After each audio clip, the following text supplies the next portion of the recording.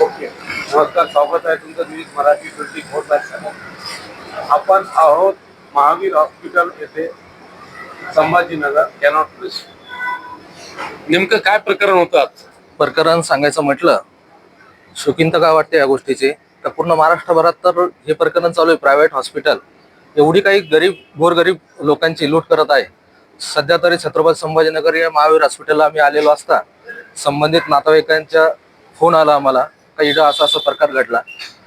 मुलगीला कावीळ झालेला होता एक 8 दिवसापूर्वी, आणि त्यांनी 10 ते 12 दिवसात संबंधित नातेवाईकाकडून 3 लाख रुपयाचं बिल त्यांनी बनवलं. संबंधित नातेवाईकांनी काउंटरला 2 लाख रुपये आतापर्यंत त्यांनी जमा केले.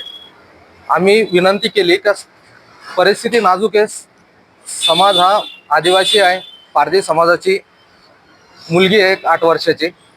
आम्ही विनंती केली त्यांना, तर त्यांनी 112ला कॉल लावून नातेवाईकाला त्याच्या अगोदर त्यांनी तर धमकवलंच काय पैसे पूर्ण बिल पेडच करावं लागेल, व पोलीस बोलून सामाजिक कार्यकर्ते जसे की नाव काय आपलं नितीन भाऊ असतील, रणजित भाऊ जाधव असतील, है की नाही, त्याच्यानंतर छावाचे जिल्हा अध्यक्ष निलेश भाऊ असतील, या सर्व आम्ही सामाजिक कार्यकर्ते असताना आम्हाला सुद्धा त्या ठिकाणी दाबवण्याचा धमकवण्याचा त्या ठिकाणी प्रयत्न झाला. पण हे प्रकरण बघला असता जिल्ह्याभरात चालू आहे. प्रायव्हेट हॉस्पिटलची एवढी काही लूट चालू आहे, संबंधित नातेवाईकाला माहीत नसतं. ते असे काही बिलं देतात का त्यांना काही 3-13 काही कळत नाही. आणि ही लूट कुठंतरी थांबली पाहिजे.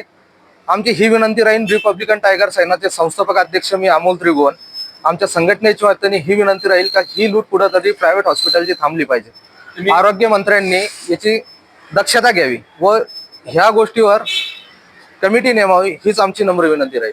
तुमच्या विनंतीला मान ठेवून हॉस्पिटलला काही बिल कमी केलंय का? आता सचिन भाऊ असतील किंवा मग रणजित भाऊ असतील, सगळ्यांनीच आक्रमण होऊन घेतले. त्यानंतर पत्रकार, तुमच्यासारखे पत्रकार आल्यानंतर त्यांचा प्रेशर वाईज होऊन त्यांनी बिल कमी केलेलेच आहे, त्यात काही शंका नाही.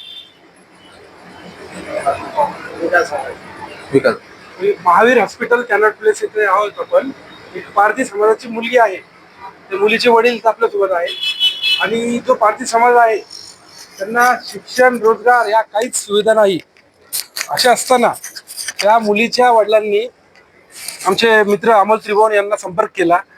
त्यांना संपर्क केल्यामुळे आम्ही सगळे इथे ज्यावेळेस आलो, तर इथले जे कर्मचारी आहेत, सिक्युरिटी गार्ड आहेत, इथं आरेरावीची भाषा करतात. चप्पल इथे काढा, बूट इथे काढा, कशासाठी आले, 4च लोक या, 2च लोक या, अशी त्यांची आडमुठ्ठेपणाची भाषा असते. त्यानंतर त्यांनी डॉक्टरांना बोलू, बघू, करू अशा आम्हाला भूलथापा देण्याचा प्रयत्न केला. त्यानंतर आम्ही त्यांना सांगितलं की आम्ही सामाजिक दायित्व आमचं जे आहे, हे सामाजिक बांधिलकी जी आहे, त्यासाठी आम्ही इथे आलेलो आहेत. आणि जे पारधी समाज जो आहे तो गोरगरीब समाज आहे, त्यांना शिक्षण, रोजगार काही नसल्यामुळे आम्ही आलेलो आहे. तर यांचं बिल आपण कमी करावं. आणि ऑलरेडी तुम्हाला 2 लाख रुपये दिलेले आणि 50,000पर्यंत यांनी मेडिकलचे पैसे भरलेले. मेडिकलमध्ये कुठल्याही मेडिकलला आपण गेलो, हॉस्पिटलचंच मेडिकल असतं, आणि रेट जे असतं मेडिकलचे हे 30 ते 40% वाढूनच घेतात. आणि अशा असताना एक सामाजिक बांधिलकी म्हणून त्यांनी एक 10% 15% मेडिकलमध्ये डिस्काउंट द्यायला हवं होतं, ते सुद्धा दिलेलं नाही. आणि जे बिल कमी करा म्हणतोय, त्यांनी बिल कमी करा म्हणल्यानंतर 112ची धमकी 2 वेळेस आम्हाला दिली आणि 112ची गाडी बोलवली. गाडी बोलवल्यानंतर पोलीस कर्मचारी आम्हाला ज्यावेळेस बोलले, पोलीस कर्मचाऱ्यांच्या आम्ही लक्षात आणून दिलं की हे डॉक्टरांचा काय प्रकार चालू आहे, ते सिक्युरिटी गार्ड कसे वागतात मगरुरीने. त्यानंतर पोलीस कर्मचारी आम्हाला सांगून गेले की ठीक आहे, डॉक्टरांना आपण रिक्वेस्ट केली, आपलं बिल कमी होतंय, तर इथं काही वाद नको. आम्ही तेच सांगितलं त्यांना की आम्ही सामाजिक संघटनेचे लोक आहोत, आम्ही इथं वाद झालेला आलेलो नाही. जर तुम्ही जे हॉस्पिटलचे डायरेक्टर आहे त्यांना तुम्ही दोघांनी रिपब्लिकन टायगरचे अमोल त्रिभुवन असतील, तुमचं छावाचे नितीन कदम, तुम्ही स्वतः, आणि अजून एक होते आपले निलेश दास, तर तुमच्या विनंतीला मान ठेवून काय हे केलं त्यांनी? आमचं डॉक्टरांशी डायरेक्ट अजून बोलणं नाही झालेलं. त्यांचे जे ॲडमिनिस्ट्रेशन जे बघतात त्यांनी आम्हाला आश्वासन दिलंय की डॉक्टरांना आम्ही बोलतोय, तुमचं डिस्चार्ज समरी जे आहे ते आम्ही बनवतोय, ते बनल्यानंतर डॉक्टर तुम्हाला बोलतील, असं त्यांनी आश्वासन दिलं. धन्यवाद. नाव सर आपलं? नितीन कदम पाटील.